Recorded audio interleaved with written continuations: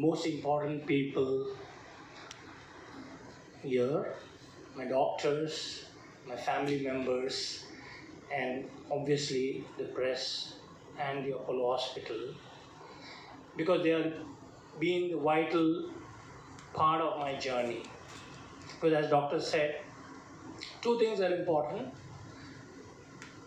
One, when people talk about the mental strength, I gained this mental strength with the certainty that I had amazing support from the team.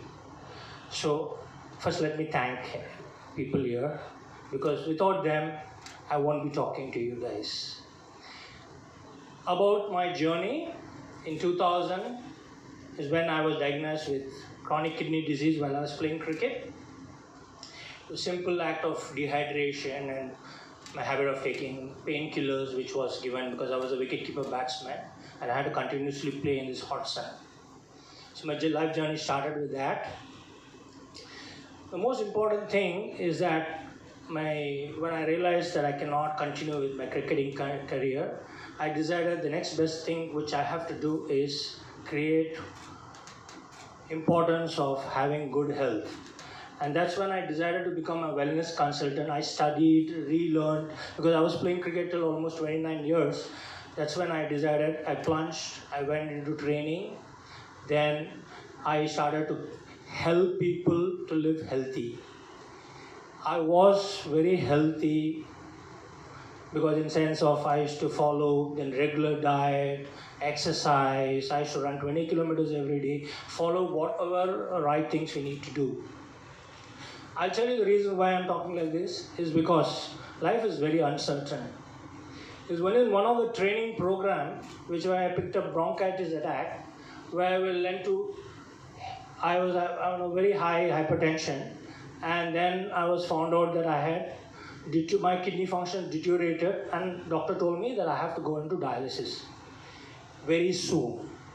I was quite disappointed because one, I had a dream of playing for the country, and now my life is turned again. And that's when a nephrologist came to me and told me, you can live normal, and people who have done transplant have played professionally I meant, have gone and played basketball and gone and played contact sports like rugby. When they can go and play professionally, you can do normal things. So he said, don't worry about the disease, you go ahead, do your transplant. That's how I started getting into dialysis, and I was on dialysis for almost 3 years in Apollo Hospital. Then I was very lucky I was always thankful to my cadaver donor, a lady who came and gave me a first lease of life. Very important lease of life because I realized how transplant can change your life. 3 years in my first transplant, before it, unfortunately, the graft functions came down. 3 years, I decided that I can live normal because I started traveling. Because I was initially we were all very cautious. Can we eat? Can we drink that? We have to be very careful about a lot of things. But that's when I came to know that no, I have to be cautious like a normal person. Nowadays, I think everybody have an awareness on it because of the COVID. Everybody was wearing masks. We're very careful about if anybody coughs, they'll stay away. A similar thing as a transplant patient, you need to follow certain restrictions because we are on immunosuppressants. So I said, no, we can live as normal as possible. And there's a lot of, I started reading a lot and seeing a lot of patients going and taking part in transplant games. And I said, now my dream is to go take part in the transplant games. So 2019 was my target. It was held in UK, London. So when I was getting ready for that, unfortunately, my kidney started to deteriorate and I was back on dialysis. Then I told my doctor, I'm ready, I'm going to go for my second transplant, and I kept my target as 2021 to take part in transplant games. So I was mentally prepared. I said, what may come, I'm going for it. I'm going to be positive. And I'm not going to talk about my family now, because that will be a second part.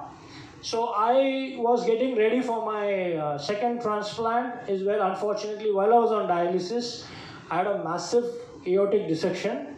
And doctor came rushing to me, and at the beginning we didn't know what was happening, because the morning I had gone for a badminton session. I came, did my dialysis in the night. That was my routine. Then I came to know later on that I had to go for an open heart surgery. So the next day immediately I had an open heart surgery. Dr. Yusuf is another lifesaver who's not here, who saved my life along with Dr. Satish, and they as a team came and gave me a second chance. I was in the hospital for almost 6 months. In between, I had infections, and I had to do lung surgery. Dr. Rajiv Santosham also was part of this journey. And then when I was fit enough, I was ready. I said, I'm ready to go for my transplant, because I was not able to walk. The only way out to live, even normally, not even normally, to walk, was a transplant. And dialysis was not helping me then, because I became so anemic. And my family came and supported me, and I did my second transplant. And I can tell you what happened in my second day or third day in my hospital. I was so high, I felt suddenly the blood was rushing every part of the body. I don't know how many people are aware that when you are on dialysis or have kidney disease, your hemoglobin is low, you're anemic. But when I did my transplant, I felt that somebody pushed me with a lot of blood. And in the hospital, in the transplant room, I was ready to walk for an hour. And doctor had to say, boss, chill, you need to relax. You still have to be careful because you're on immunosuppressant. Once I came to the hospital, I planned myself, yes, I have to go for my transplant games. I need to do whatever I need to do, because I already had an experience of a transplant. I knew what I have to do. And as I was training myself, I wanted to support my wife, who was a very important person. She wanted to take part in a 10-kilometer run journey. She wanted to do a marathon. So I said, I'll train you. So I used to go with her to the gym. I used to walk and help her. In the process, I also trained myself. And she said, why don't you come and join me and motivate me? I said, you did a lot for me, so let me join you. So I went for the run with her. I completed a 10K with her. And 6 months down the lane, somebody came and told us, I think you guys are the first, you are the first person who've done 2 transplants and have run within 100 days of your transplant. So I came to know that I was Asia's and India's first, I got India's book of record for doing the first person to do this. I was not aware of it, but I was very pleased. Oh, there's something like this. And later on, so the target was ready for me for the transplant games 2021. Unfortunately, COVID came, and the transplant games got cancelled. In between, there was a small gap. I started playing badminton. There also, fate had different story for me. While I was playing, I had a stroke. My right side just went numb, and I just fell down. Then within 2 minutes, I woke up, I rushed back, and I told the doctor, Doc, something's wrong. Dr. Venkatesh said, no, let's wait and watch, because let's see. And I said, no, I know for sure this is not right. Then they found out that I had a clot on my carotid artery, and I have to go for my surgery. So they said, you have to wait and watch, because you just did an open heart. I don't think you should be going for your second open heart. There was a discussion happening between the teams. Not only the nephrologist, the radiologist, the cardiac surgeon, all were sitting and discussing. So I had to ask, what is the percentage? So they told me that there are a few things you shouldn't do. You should not run, you should not increase your heart rate, you should not increase your blood pressure. I said, then what do? I just chill slowly. How long? You're not sure. I said, this is not the way I want to live. So what is the other alternative? You have to go for a surgery.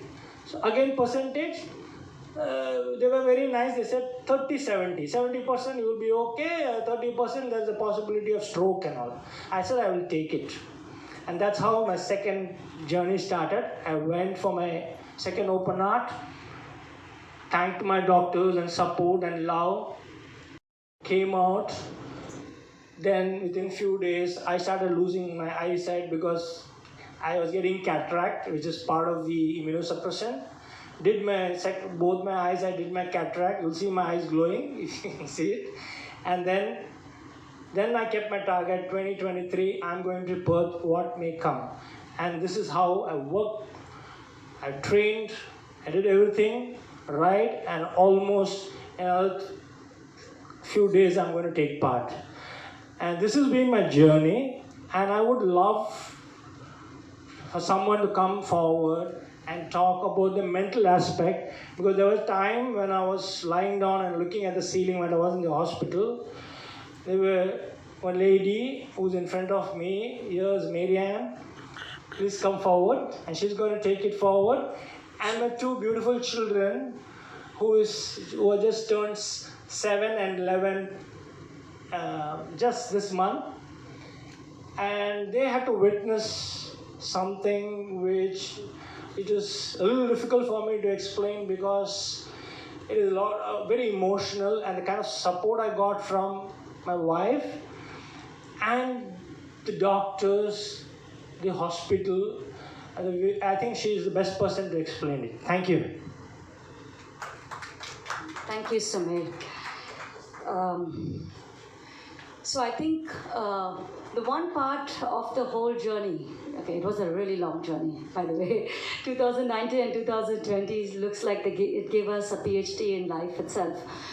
I remember that night, it was around 2 a.m. in the morning in 2019. I think it was the 20th of March.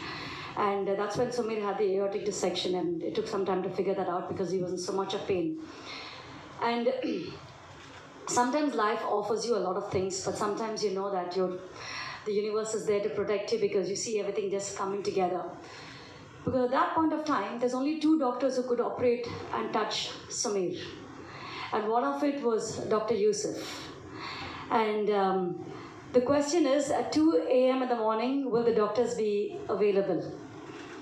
And he needed to, by 4:30, he was rushed into the operation theater for almost 14 hours open heart surgery. And the thing is that, thankfully, we knew the universe was on our side, because Dr. Yusuf picked up his phone. And he just finished the surgery, and he actually showed up at 4 o'clock in the morning. And as a caregiver, I remember him looking into my eyes, and I had to sign this paper which says 20% chances of survival and 80% chances he won't make it. And I looked at him, and he said, don't worry, everything is going to be okay. And that was, in all the darkness, that was a little ray of hope for me to wait for that 18 hours to go back to my babies and tell them what the reality was. And when the surgery was over, I remember Dr. Yusuf calling me back and says, this man was a champ on the table. So those were the smallest moments where you know that you're taken well cared for. And I think when you go through a journey like this, the emotional and the mental part can tear you as a family apart. And people look at the patient, but many people forget to look at the family. I also had a lot of memories with Dr. Venkatesh in the episode of 2019, because we had the donor in place, but Sumeer was not ready after his first open heart and the first lung surgery. He was not ready for the transplant. And I remember this short talk with Dr. Venkatesh and me, and he looked at me and he said, okay, now you do whatever it takes, but he has to get ready for a transplant, because if not, he may not make it through. When he said that, I seen love. I seen care. I seen somebody looking out for the family. And that gave me hope. I remember in 2020 when Dr. Satesh finished the interventional radiology, when he did the stenting for Sumeer. This was when Sumeer completed his second open heart, this was. I remember he came back home, and he didn't walk into his house, but he walked into my house. He took my babies and put them on his lap. And he said, we'll wait for the man to wake up tomorrow morning, and everything is going to be okay. So I think what the patient goes through is something that people can resonate with. Physically, it's extremely difficult, but science and medicines and a hospital like Apollo, where you have so much a backup of doctors, I think makes a huge difference to the patient. But I think it takes not a good doctor, but I think it takes a great doctor and a great medical professional to give hope to the family. And today, with a very, very grateful heart, lots of gratitude, I'm so thankful to our doctors who've actually been an integral part of our journey. In fact, I work with Dr. Venkatesh to serve the patient community in India for people on chronic kidney disease. We work together to help them out as well. So this journey has reached many places, and it cannot be because of one person or a family, but it takes an entire community, and this community is really huge for us.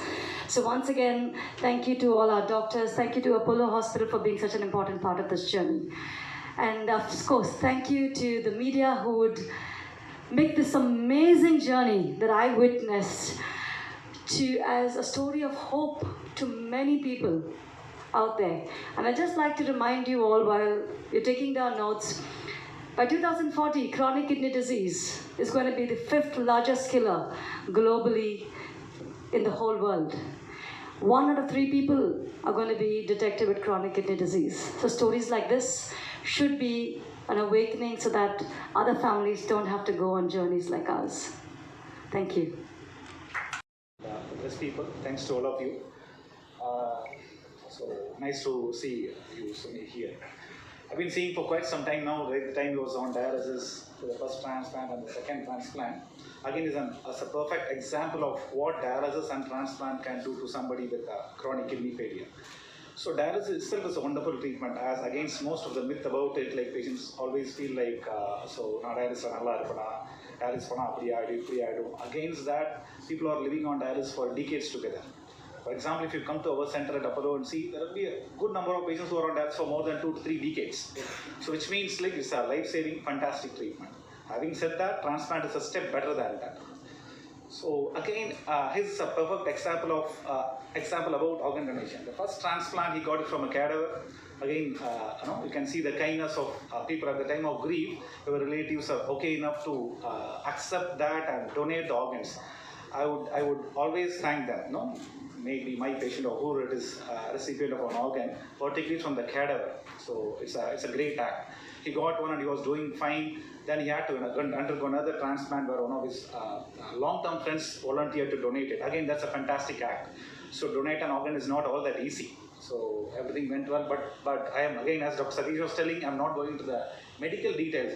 He has had a lot of cardiac issues and other stuff which made the transplants very tough and risky. But again, full credit to him, he was okay with that. So when the patient is very confident on you, you do not have a problem, or at least the problems are a little less. So went ahead, everything went well, he's doing so fine. I've been following him for quite some time now. You can see what a transplant can do. Again, he's my go-to guy. If at all I want to convince a patient, I'm not sure he knows about it. I have a picture of me and him with me, and if at all there is somebody who has a bit of doubt about a transplant, I show that and ask them, can you identify who is the patient? So most of the time there is more than enough to convince somebody. So all the best to you, Sumeer. I have to follow you for a long period of time. All the best. Thank you. I would also like to add that Sumeer also happens to be my neighbor. So every day I open my door, their door is also open, and I see them and their kids on a daily basis.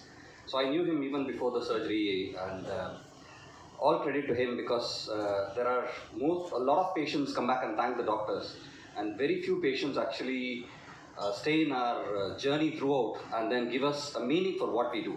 So Sumeer is one such character. All the hard work that we do is only fruitful when we see somebody who's really enjoying their life to the fullest. So Sumeer has really gone through a lot, and I don't need to go into the details of that, but having said that, his strength, inner strength and resilience is something to be commendable, and we all need to take an inspiration from that. I've also played badminton and tennis with him, and I can assure you that he's going to bring back a medal, because he makes me run from pillar to post and makes me lose all my breath. So we hope to see medals from him. And last but not the least, I would say that if at all there is one example of multidisciplinary management where there are multiple doctors from various fields that work towards a single goal, Sumeer is probably up there. You know, every single specialty you can think of has put their hands on him. But having said that, he is the one who needs to take the credit, because he really is taken it to the next step. So all the best, Sumeer, and I'll join the after party.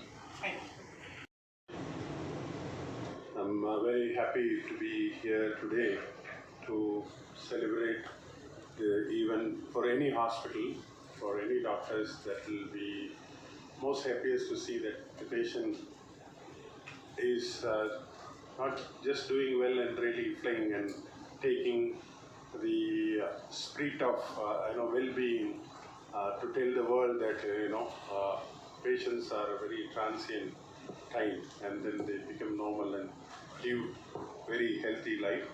And Apollo, when 1983 our chairman started, he started with a mission to bring international standard of care to our country. We know that in 1983, as a country, we had difficulty in giving quality of care which otherwise was available in Western countries. Therefore, the Apollo was started by our chairman, Dr. Pratap Reddy. In this journey, last 40 years, Apollo had committed to not only assuring that quality, world-class international standard of healthcare, but continuously improving on the care process. Whatever available today in the world anywhere is available in India thanks to Dr. Pratap Reddy and Apollo Hospitals. And in that journey is Mr. Sumeer Kumar story is phenomenal, and we are really happy to have you today with us, and you are going to participate in the World Transplant Games going to happen in this month in Australia. It is a very proud moment for us, not only for Apollo, also entire state of Tamil Nadu, because we are the only representative from the state of Tamil Nadu. And we know that Tamil Nadu, especially Chennai, is the medical tourism happens. Many patients come from various parts of the world to India, and today we treat many patients, but especially we are very happy that a person from our country got transplant, as Mary said, twice, and then with lung surgery and aortic surgery, and doing really well and giving a kind of hope that only people like you can give it to those who feel that after transplant what would be the life, and the life is like colorful and joyful like yours, and we are here to celebrate that. And also I'm very happy to welcome Dr. Venkatesh Rajkumar. He is a nephrologist, kidney specialist, and Dr. Satish Ramamurthy, senior consultant in interventional radiology, for all the help rendered to Sumeer Kumar's treatment, and really to have you and of course Dr. Raja Magesh join as a team of doctors, nurses, and all support staff together worked whatever the best they could do to give somebody a life, very good quality life. And Sumeer is with us today to tell the world that that everybody who, whatever the transplant, whatever the surgery, and they can be like normal, and they can take the world and lead the world the ways that it is inspiring to many people. That is how we have gathered here.